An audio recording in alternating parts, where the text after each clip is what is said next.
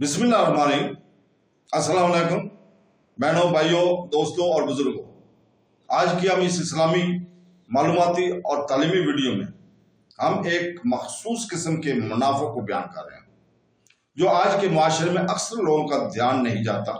इस फर्द की खसूसियात और तर्ज अमल को दरियाफ्त करते हैं। हमारे मकसद नुकसानदार रवैयों को पहचानने और इससे निपटने की अहमियत पर रोशनी डालना है। बराए करम इस वीडियो के आखिर तक हमारे साथ रहें, क्योंकि हम इस किस्म के मुनाफिकत के तल्लुकात, ज़ाती तरक्की और मजमूई तौर पर मुआशरे पर असरात को बयान कर रहे हैं।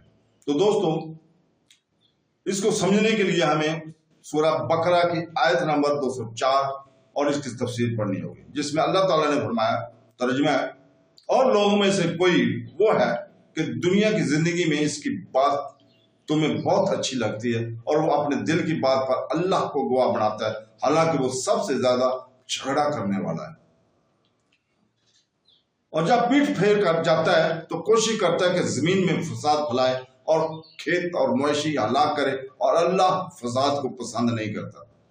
ये आयत अखनस बिन शरीक मुनाफिक के बारे में नाज़िल हुई, जो कि हजूर सैयदना मुहम्मद सल्लल्लाहु अलैहि वसल्लम की खिदमत में हाजिर होकर बहुत लजाजत से मीठी मीठी बातें करता था और अपने इस्लाम और आप सल्लल्लाहु अलैहि वसल्लम की मोहब्बत का दावा करता था। इस पर कस्में खाता और दर पर्दा फसाद अंगेजी में मसरूफ रहता था, और इसने मुसलमानों की मवेशियों को हलाक किया और इनके खेतों को आग लगाई थी। यहाँ मजबूरी तौर पर जो खराबियां बयान की गई हैं हुई हैं। ज़ाहिरी तौर पर बड़ी अच्छी बातें करना, अपनी नंबर 2 अपनी गलत बातों पर अल्लाह को गवाह बनाना, नंबर 3 झगड़ालू होना, नंबर 4 फसाद फैलाना, नंबर 5 लोगों का अम्वाल बर्बाद करना, नंबर 6 नसीहत की बात सुनकर कबूल करने के बजाय तकब्बर करना। यहाँ आयत मुबारक में अगरचे एक खास मुनाफा का तज़किरा है, लेकिन ये आयत बहुत से लोगों को समझाने के लिए काफी है।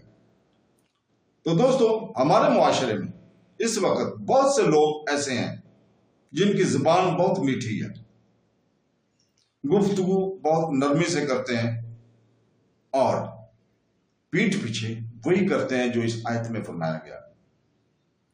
तो दोस्तों, ऐसे लोगों से दूर रहो जो मुनाफिक हूं और मुनाफिकों से ताल्लुकात रखते हैं। अल्लाह ताला से दुआ है कि वो हमें कुरान पढ़ने और उसको समझने और उसकी तफसीर समझने और हदीस नबवी को पढ़ने और उसके ऊपर अमल करने की तौफीक अता फरमाए। आमीन सुम आमीन। अल्लाह हाफ़िज़।